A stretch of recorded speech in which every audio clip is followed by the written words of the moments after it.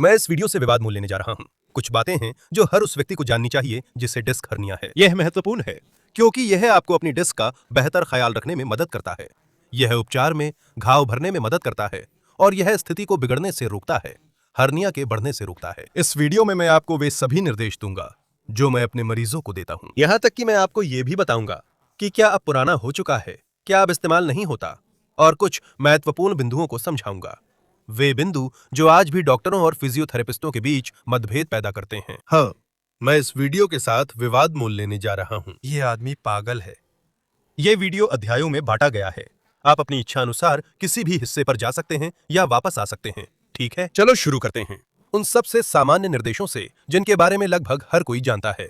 लेकिन यह जरूरी है कि हम इसके बारे में बात करें क्योंकि हमेशा कोई ना कोई होता है जिससे गलत दिशा निर्देश मिले होते हैं। आपको दिन भर में खूब पानी पीना चाहिए। हाइड्रेशन बहुत जरूरी है क्योंकि हमारी रीढ़ की हड्डी के डिस्क एक स्पंज की तरह काम करते हैं। जब हम डिस्क्स पर दबाव नहीं डाल रहे होते, जब हम लेटे होते हैं, आराम कर रहे होते हैं, तो डिस्क्स अपने चारों ओर का पानी सोख लेते हैं। वे हाइड्रेटेड रहते हैं और उन्हें स्वस्थ रहने के लिए इस पानी की जरूरत होती है। जब हम दिन में ज्यादा पानी नहीं पीते, जब हम दिन में पर्याप्त हाइड्रेट नहीं होते, तो डिस्क्स हाइड्रेट नहीं हो पाते और आसानी से बीमार हो जाते हैं। यानी बिना पानी के आपको डिस्क हर्निया के ज्यादा दौरे होंगी और आपके हर्निया के बिगड़ने बढ़ने की संभावना ज्यादा होगी। और फिर आप मुझसे पूछते हैं, डॉक्टर अलेक्जेंड्रे मोटा, मुझे कितना पानी पीना चाहिए? आदर्श मात्रा क्या है? यह कोई जादुई संख्या नहीं है। बहुत लोग कहते हैं कि हमें अपने शरीर के वजन के हिसाब से प्रति किलो 35 मिलीलीटर पानी पीना चाहिए। यानी अगर आपका वजन 100 किलो है तो आपको 3 लीटर और आधा लीटर यानी 3.5 लीटर पानी पीना चाहिए। लेकिन मुझे लगता है कि पानी पीने की आदत डालना बहुत ज्यादा आसान और व्यावहारिक है। हमेशा अपने साथ एक छोटी बोतल रखें और हर 15 मिनट में या ज्यादा से ज्यादा हर आधे घंटे में कुछ घूंट पानी पिएं। आप अपने मोबाइल या घड़ी में अलार्म लगा सकते हैं। जैसे ही अलार्म बजे आप कुछ घूंट पानी पी लें, जितना आपको अच्छा लगे, जितना आपको आरामदायक लगे। बहुत ही कम समय में आप देखेंगे कि आपको अब अलार्म की जरूरत नहीं पड़ेगी। आप खुद ही पानी पीने की जरूरत महसूस करने लगेंगे और इसका आपके दिन के अंत में और दर्द की आवृत्ति में जबरदस्त फर्क पड़ेगा। आप देखेंगे कि आपको कम बार दर्द महसूस होगा। यह सच है। शारीरिक गतिविधि के संबंध में हमारी रीढ़ की हड्डी को स्वस्थ बनाए रखने और हर्निएटेड डिस्क को सुधारने या ठीक करने के लिए मूवमेंट की जरूरत होती है। तो सामान्य नियम यह है, आप जो भी शारीरिक गतिविधि कर रहे हैं उसे अच्छे मार्गदर्शन और अच्छे शारीरिक शिक्षा विशेषज्ञ के साथ शुरू करें या जारी रखें। जब आप तेज दर्द के दौर में होते हैं, उस तीव्र अवस्था में, सबसे ज्यादा दर्द वाली अवस्था में, सबसे खराब अवस्था में, तो कुछ दिनों के लिए रुक जाना ठीक है। लेकिन जैसे ही दर्द कम हो जाता है, आप अपनी वेट ट्रेनिंग, अपनी शारीरिक गतिविधि पर वापस लौट आते हैं। शारीरिक शिक्षा विशेषज्ञ आपके लिए व्यायामों की मात्रा तय करके उन्हें आपके मुताबिक ढालना जानता है। आमतौर पर हम उस वजन का आधा लेकर वापस शुरू करते हैं जो हम पहले कर रहे थे, और जैसे जैसे हम बेहतर महसूस करते हैं, हम सुरक्षित तरीके से आगे बढ़ते हैं। चिंता मत कीजिए, ऐसा नहीं है कि आपकी आधी प्रगति चली जाएगी। आप सुरक्षित तरीके से वापस आएंगे और आप देखेंगे कि आप पहले जहां थे वहां बहुत जल्दी पहुंच जाएंगे। अब जो लोग अभी तक शारीरिक गतिविधि नहीं करते हैं, उनके लिए शुरू करना जरूरी है। और मुझसे हमेशा पूछा जाता है, डॉक्टर अलेक्जेंड्रे मोटा, क्या चलना अच्छा है? क्या मैं चल सकता हूं? मैं आपसे अनुरोध करता हूं कि आप ऐसी शारीरिक गतिविधि को प्राथमिकता दें जो अधिक गतिशील हो, जिसमें खासकर रीढ़ की हड्डी की ज्यादा हरकतें हों। मेरे साथ सोचिए, हमारी रीढ़ की हड्डी को गतिशीलता की जरूरत होती है, जोड़ों में मूवमेंट की जरूरत होती है और अच्छे मांसपेशियों की जरूरत होती है ताकि डिस्क पर दबाव कम हो सके। तो चलना इतना अच्छा नहीं है, ये आदर्श नहीं है। ये weight training, Pilates, water aerobics, dance, तैराकी जितना अच्छा नहीं है, क्योंकि ये गतिविधियां रीढ़ की हड्डी को अलग अलग तरह से चलाती हैं। जब हम चलते हैं तो हम बहुत कम मूवमेंट करते हैं।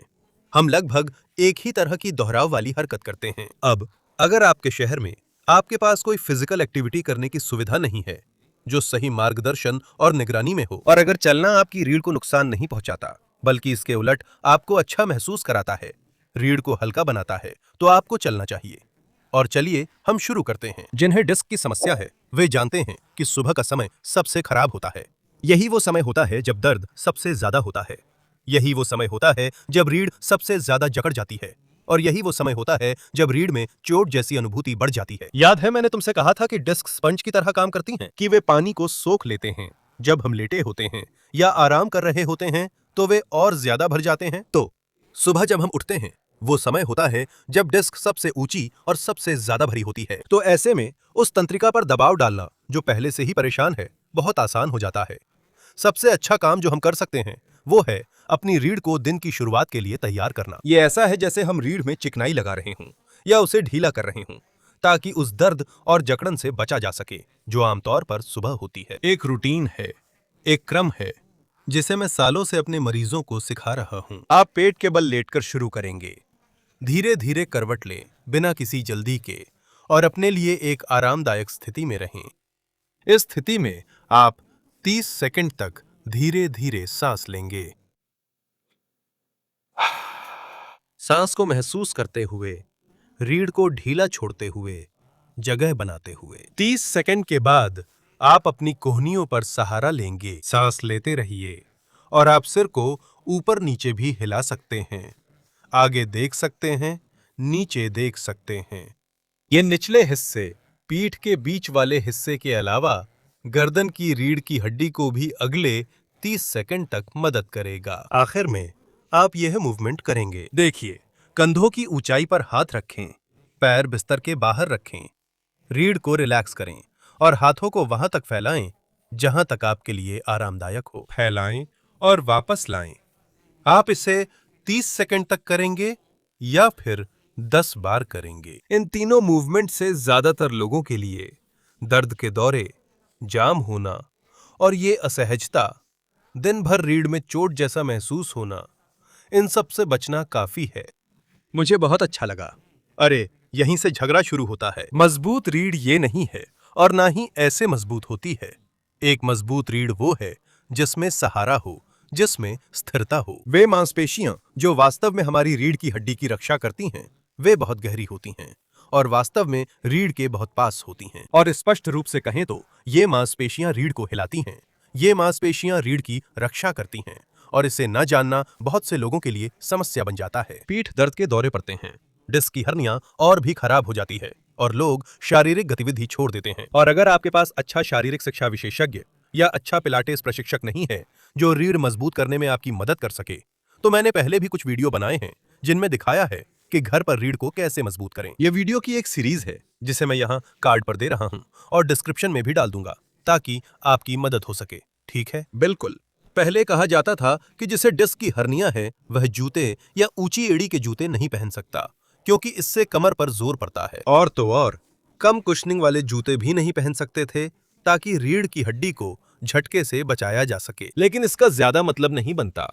सबसे पहले क्योंकि बहुत से लोगों के लिए ऊंची एड़ी या ऊंचा जूता पहनना कमर की सामान्य वक्रता बनाए रखने में मदद करता है। ऐसे लोगों के लिए कम एड़ी वाला जूता पहनने से दर्द बढ़ जाता है। तो अगर आप खड़े होकर काम करते हैं, जैसे कि आप एक विक्रेता हैं, और अगर आप कम एड़ी वाला जूता पहनते हैं तो इससे आपको ज्यादा दर्द होता है। मैं आपको कैसे कह सकता हूं कि आप वही चीज पहने जो आपको दर्द देती है? तो आप हील या ऊंचा जूता पहन सकते हैं अगर इससे आपको अच्छा महसूस होता है। लेकिन समझ लीजिए कि ये एक बैसाखी की तरह है। आप इसे कुछ समय के लिए ही इस्तेमाल करेंगे। जैसे जैसे आपकी रीढ़ की हड्डी में सुधार होता है, आप कम एड़ी वाला जूता पहनने में सक्षम हो जाएंगे और तभी जूता बदलने का सही समय होगा। दूसरा, झटका डिस्क्स को मजबूत करने में मदद करता है। कई अध्ययन दिखाते हैं कि जो लोग दौड़ते हैं उनके रीढ़ की हड्डी के डिस्क्स बहुत ज्यादा मजबूत और स्वस्थ होते हैं। इसके अलावा बहुत ज्यादा कुशनिंग या बहुत नरम जूते या स्पोर्ट्स शूज बहुत से लोगों को मजबूती का एहसास नहीं देते। मैं भी उन्हीं लोगों में से एक हूं। जब मैं बहुत नरम या बहुत मुलायम जूते पहनता हूं तो ऐसा लगता है जैसे मैं बादलों पर चल रहा हूं या जैसे मैं गद्दे पर चल रहा हूं। और अपने आप हमारा शरीर ऐसे व्यवहार करता है जैसे वो संतुलन बना रहा हो। हमारी मुद्रा बदल जाती है और मांसपेशियों में तनाव भी बदल जाता है। वे किसी भी समय कार्रवाई के लिए तैयार रहते हैं, तुरंत सक्रिय होने के लिए तैयार रहते हैं। इसलिए अपने शरीर की सुनना याद रखें और ऐसे जूते चुनें जो आपको अच्छा महसूस कराएं, जो आपके दर्द को कम करें। जूते आपको आराम देने के लिए होते हैं, जैसा कि कहावत है ना? हर कोई जानता है कि उसके पैर में कहां दर्द होता है। मैंने उस संदर्भ को समझ लिया। खासकर जो लोग बैठकर काम करते हैं उन्हें ब्रेक लेना चाहिए। सबसे अच्छा है कि आप 25 मिनट काम करें और 5 मिनट का ब्रेक लें। अधिकतम 50 मिनट काम करें और 10 मिनट का ब्रेक लें। ये बहुत लोग जानते हैं, लेकिन जो मैं देखता हूं कि बहुत कम लोग कहते हैं कि यह कोई भी ब्रेक नहीं है। यह एक सक्रिय ब्रेक होना चाहिए। ये ऐसा नहीं है कि आप कंप्यूटर से उठकर सोफे पर बैठ जाएं। तो ब्रेक में उठिए, थोड़ा चलिए, पानी की बोतल भरिए और ये दोनों मूवमेंट्स कीजिए। खड़े होकर अपने हाथों को यह पीछे कमर के पास रखें। बेहतर होगा कि आपकी उंगलियां एक दूसरे को छुएं। घुटनों को बिना मोड़े आप पीछे की ओर झुकेंगे जब तक कि आपको अपनी रीढ़ के सामने एक अच्छा सा खिंचाव महसूस ना हो जाए। आगे पीछे जाएं। आपको इसे 10 बार बिना जोर लगाए करना है। बस इतना कि खिंचाव महसूस हो, दर्द ना हो, जैसे अंगड़ाई लेने का एहसास। 10 बार कर लिया, कुर्सी पर बैठ जाएं। कोई मजबूत कुर्सी हो सकती है। जरूरी ये है कि आपकी पूरी रीढ़ आपके नितंबों से लेकर सैक्रम से लेकर ऊपर तक कुर्सी की पीठ पर टिकी हो। अपनी उंगलियों को गर्दन के पीछे आपस में फंसा लें। कोहनियों को आगे लाएं और बस पीछे की ओर टिक जाएं। आप अपनी गर्दन में खिंचाव महसूस करेंगे। पीठ के बीच वाले हिस्से और यहां तक कि कमर में भी जितना खिंचाव महसूस हो उतना ही करें। अरे कितना अच्छा लग रहा है। और फिर वापस आ जाएं। इसे 10 बार करें। यह पूरी रीढ़ की हड्डी पर दबाव कम करने, मांसपेशियों की टेंशन दूर करने और लिगामेंट्स की खिंचाव व तनाव को कम करने के लिए जरूरी है। एक से बढ़कर एक। पहले के समय में सही मुद्रा की बात की जाती थी। आपको हमेशा इसी तरह बैठना चाहिए, आपको इसी तरह लेटना चाहिए, आपको इसी तरह बैठना है, इसी तरह उठना है। लेकिन जो मैं सबसे ज्यादा लोगों को कहते हुए सुनता हूं वो ये है, डॉक्टर अलेक्जेंड्रे मोटा, अगर मैं ऐसे बैठा रहूं तो दर्द शुरू हो जाता है। या फिर डॉक्टर अलेक्जेंड्रे मोटा, अगर मैं इस तरह लेटूं तो मुझे नींद नहीं आती। या फिर मैं कोशिश तो करता हूं इसी तरह बैठने और उठने की, लेकिन अगर मैं ऐसे करता हूं तो मेरी रीढ़ जाम हो जाती है। मैंने पहले ही कहा है कि हमारी रीढ़ को हरकत की जरूरत होती है। तो बात सिर्फ एक ही पोजीशन में रहने की नहीं है, समय समय पर पोजीशन बदलना जरूरी है। और यही प्राकृतिक है, यही फिजियोलॉजिकल है, यही हमारे शरीर के लिए सामान्य है। अगर आप लोगों को किसी कतार में देखें, उदाहरण के लिए, तो आप देखेंगे कि हर कोई अपनी पोजीशन बदलता रहता है। कोई अपना सहारा देने वाला पैर बदलता है, थोड़ा सा साइड में मुड़ जाता है, थोड़ा बहुत हिलता डुलता है, या शॉपिंग ट्रॉली पर सहारा लेता है। या फिर जब हम सो रहे होते हैं तो हम रात भर में कई बार अपनी पोजीशन बदलते हैं, वो भी अपने आप बिना महसूस किए। तो यहां नियम ये है, बैठे हुए आप छोटी छोटी हरकतें करेंगे, थोड़ा आगे या थोड़ा पीछे बैठेंगे, पैरों को क्रॉस करेंगे या फिर सीधा रखेंगे, कोहनी या दोनों कोहनियों को मेज पर टिकाएं। इन छोटी छोटी हरकतों से आपके सहारे के बिंदु में बदलाव आएगा, डिस्क को आराम मिलेगा, जोड़ों की स्थिति सुधरेगी और अलग अलग मांसपेशियां भी सक्रिय होंगी। ये दिन के अंत में होने वाले दर्द को कम करने में मदद करता है। जब आप लेटते या उठते हैं तो वैसे करें जिससे आपको कम दर्द हो। भले ही करवट बदलना, पैर बाहर निकालना, धीरे धीरे बैठना और हाथों की मदद लेना, यही ज्यादातर लोगों के लिए सबसे अच्छा तरीका है। आप इसे अपने हिसाब से बदल सकते हैं, क्रम बदल सकते हैं और वैसे कर सकते हैं जैसे आपके शरीर को सबसे अच्छा लगे, जिससे आपको कम चोट पहुंचे। अब समझ आया? एक और चीज जो बहुत लोग गलत बताते हैं वो है सोने की पोजीशन। और देखिए, नींद की गुणवत्ता हमारी रीढ़ के लिए बहुत जरूरी है। नींद के दौरान ही हमारी रीढ़ को आराम मिलता है, डिस्क्स हाइड्रेट होती हैं, पोषण मिलता है और वे खुद को रिपेयर करती हैं। और फिर आती हैं वो पुरानी सलाहें। आपको पीठ के बल सोना चाहिए, सिर के नीचे तकिया नहीं होना चाहिए, घुटनों के नीचे तकिया होना चाहिए, या फिर करवट लेकर सिर के नीचे तकिया और एक तकिया घुटनों के बीच में होना चाहिए, या फिर झूले में नहीं सोना चाहिए, बिस्तर पर ही सोना चाहिए। ये सब सिर्फ रीढ़ की हड्डी की स्थिति को ध्यान में रखते हुए कहा जाता था, जैसे कि आपको रीढ़ को सीधा रखकर ही सोना चाहिए। लेकिन सबसे पहले जब हम सो रहे होते हैं तो हम हिलते डुलते रहते हैं। तो लगभग सभी लोगों के लिए जिस पोजीशन में आप सोते हैं, जिसमें आप नींद में जाते हैं, उस पर ध्यान देना बेकार की मेहनत है, क्योंकि जब आप सो जाते हैं तो आप अपनी पोजीशन बदल लेंगे। दूसरी बात, हमारे लिए सबसे जरूरी है नींद की गुणवत्ता। हमारी रीढ़ के लिए भी सबसे अहम है नींद की गुणवत्ता। तो प्राथमिकता ये है, आप जिस भी पोजीशन में सबसे ज्यादा आरामदायक महसूस करते हैं उसी में सोने की कोशिश करें, चाहे वो बिस्तर हो या झूला। इस बात का ध्यान रखें कि आप ऐसे तरीके से सोएं जिससे आप जल्दी सो जाएं, गहरी नींद लें, रात में कम से कम जागें और सुबह उठकर तरोताजा और ऊर्जावान महसूस करें। एक बहुत ही महत्वपूर्ण सलाह, खासकर उन लोगों के लिए जिन्हें स्लिप डिस्क है। ये है कि आप सोने से पहले 2 मिनट निकालें और कुछ ऐसे व्यायाम करें जो दिन भर की सारी जमा हुई तनाव को, जो हमारी रीढ़ में जमा हो जाती है, दूर कर दें। ये आपको जल्दी सोने में मदद करेगा, आपको गहरी नींद लेने में मदद करेगा और शायद आपको बिना दर्द के उठने में भी मदद करेगा। मैं दिखाता हूं कि यह कैसे करना है इस वीडियो में।